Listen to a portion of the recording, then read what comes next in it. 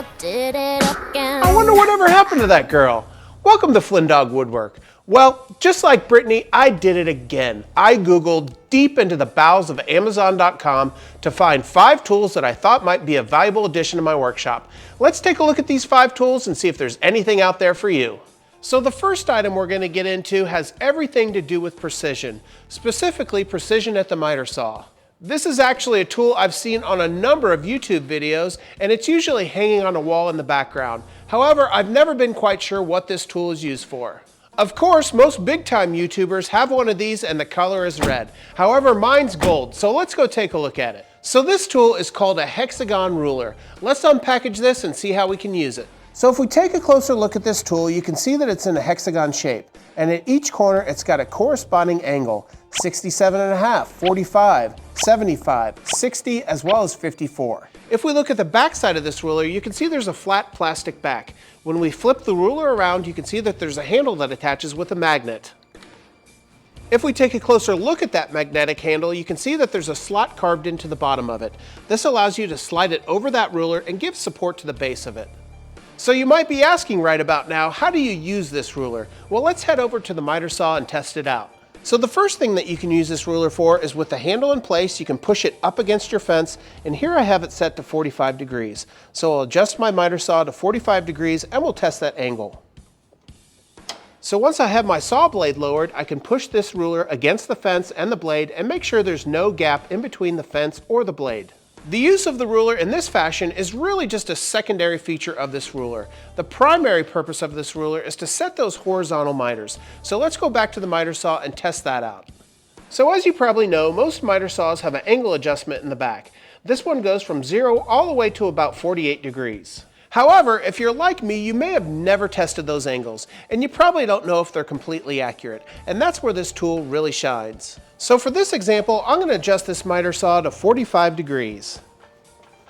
Once we've done that, I'm going to remove the handle and slide it over the edge where it says 45 degrees. As we can see from this shot here, we can see the 45 degrees, and we can now see that the handle's being used as a base for the ruler. Now with the blade lowered, I can push my ruler up against the blade of the miter saw and confirm that there's no daylight between the ruler and the blade, as well as the bottom in the ruler. And as to be expected, you can see that my Capex is perfectly aligned at that 45 degree angle. But as I said before, this isn't the only angle you can test. It's got the 75, the 60, the 54, the 67.5, as well as 45. To do any other angle, you simply take the knob off and slide it onto any other adjacent angle. So I'm pretty impressed with this little tool. If you do a lot of trim work or a lot of molding work, this would be an essential tool to have just to make sure that all your angles are honed in on your miter saw.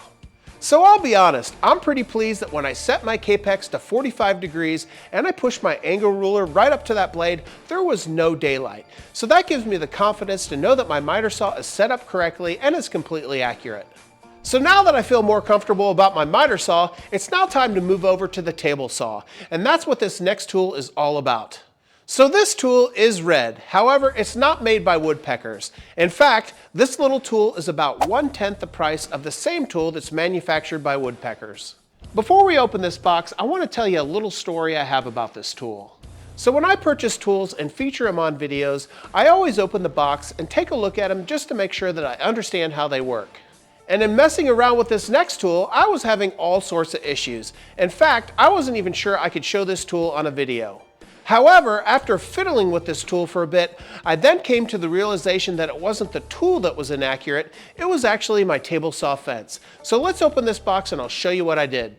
So inside this box is a very accurate precision setup tool. Let's take a closer look at some of the features of this tool. So if we take a closer look at this tool, you can see that there's measurements on either side of the tool. On one side, it measures from the bottom of this tab, and on the other side, it measures from the top of this tab. If we take a closer look at this tool, you can see that there's 3 knobs on this tool. The top knob allows you to micro adjust the tool up and down. The second knob allows you to quickly adjust the tool to the desired height. The third knob locks the tool in place.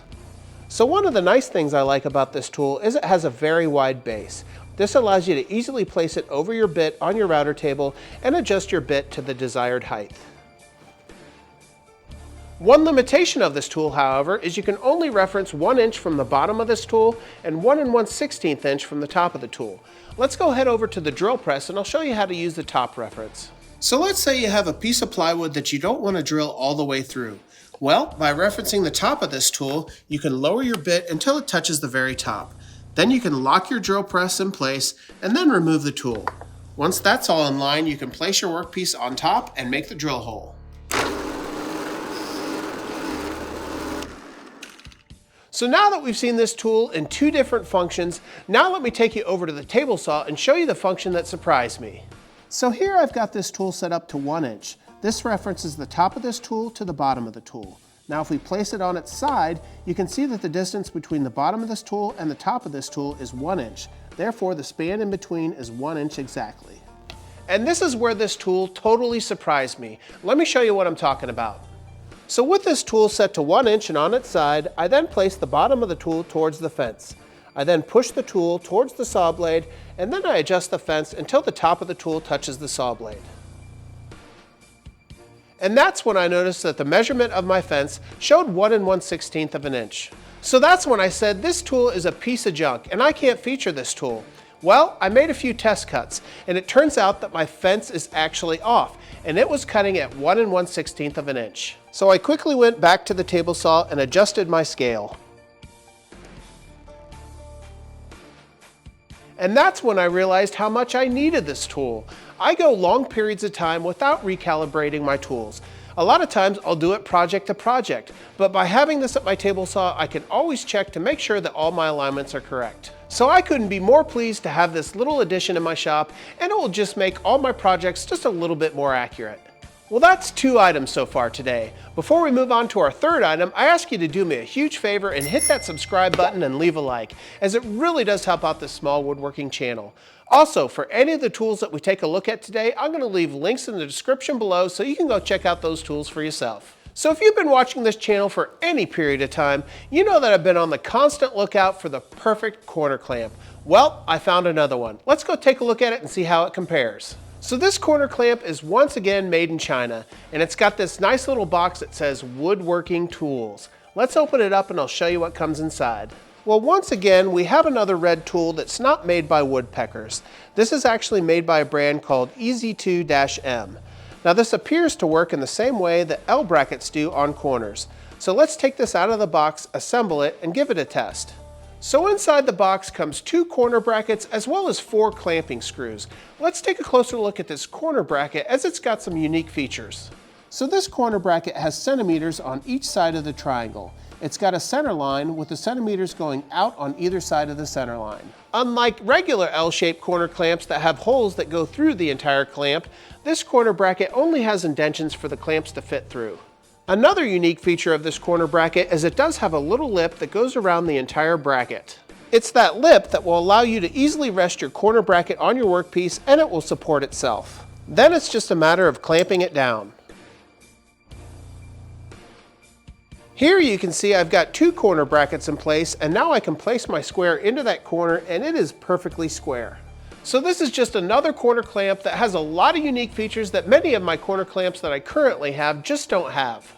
In my opinion, the most interesting thing about this new clamp is that little lip. That allows you to easily rest it on your workpiece while you grab your clamps and tighten it down. More importantly, however, I'd like to start using these corner clamps instead of collecting them, and I think these clamps will get some use in my shop. You're never going to guess who called me the other day. Yep, it was my boy Birdman. He called to tell me about a featherboard that everybody's been talking about, so I thought I'd get one for myself and give it a whirl. So I first saw this product on old Stumpy's channel. Now he ranted and raved about it, and I'm sure he got it for free. However, I paid for this thing, and I wanted to know if this thing could actually beat out my favorite hedgehog featherboard, and that is the Feather Pro made by Bow Products. Let's go take a look at it. So one of the first things that I noticed about this featherboard when I took it out of its packaging was how firm this foam was. I guess I was expecting it to be a little bit more soft, but it makes sense. If this thing is going to be preventing kickback, it's going to take a lot of force in the opposite direction, so it's got to be very firm. The second thing that I noticed was the unique design of the piece that goes into the miter slaw. When you tighten down the knob, this little metal piece pushes towards the featherboard and separates this plastic. That way it firmly grips onto your miter slot. The next thing that I wanted to test with this featherboard is once these dual knobs are in place, can this thing support my weight? And the answer is no, actually. I can pretty easily slide it down that miter slot when both knobs are in place. Does this matter? Well, I don't know. However, I am a little bit surprised that a featherboard with 2 locking knobs can't support my entire weight. Even this Hedgehog featherboard with 1 locking knob can support my entire weight. I think the main reason for why the bow featherboard can slide in the miter slot is because the piece that goes into the miter slot is made out of plastic. When I look at some of my other featherboards, most of those have a piece of metal that slides into the miter slot. The last thing that I wanted to look at is how much you can adjust this featherboard from one setting to another. And this thing's got about a 6-inch variance, which is great because most of my featherboards only have about a 4.5 to 5.5 inch variance. The only thing left to do is to do a test cut on my newly calibrated saw.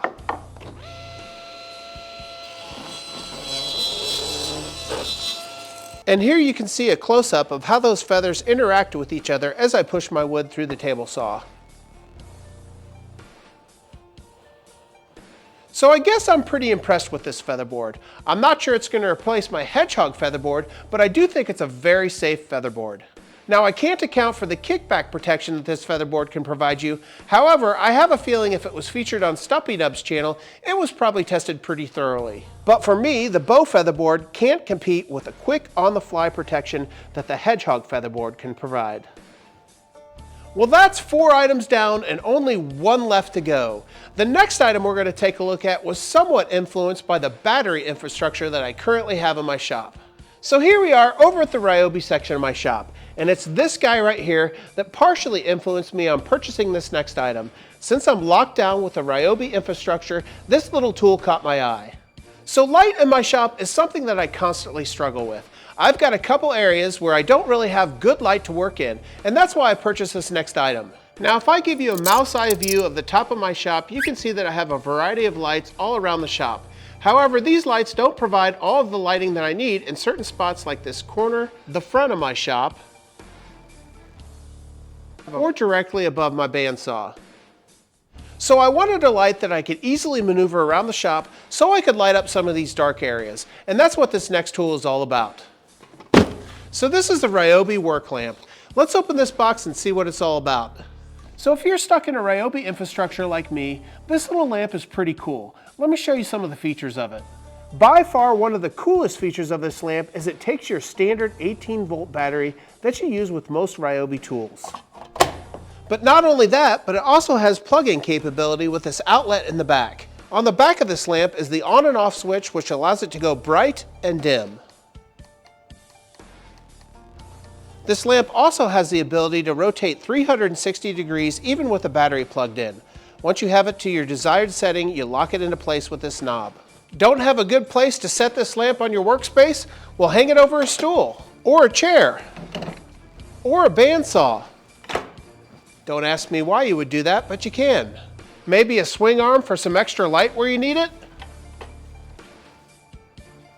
This lamp also has multiple hooks on it at the very base where you can attach it to a string or a wire. So whether you need just a little bit of light or a lot of light, this lamp can get it done. The thing that really got me about this lamp was the ability to attach it or fasten it to anything in your workshop and get the light exactly where you need it. So even though this lamp isn't the most sexy tool in the world, I know this lamp is going to get a heck of a lot of use, whether I'm using it down here at my shop or at my house doing my honey-do list. Well, thanks again for joining me today on checking out 5 more items from my shop. I really enjoyed showing them to you, and hopefully you saw something you like. Make sure you hit that subscribe button, leave a like, leave a comment, as it really does help out this small woodworking channel. Until next time, take care as always.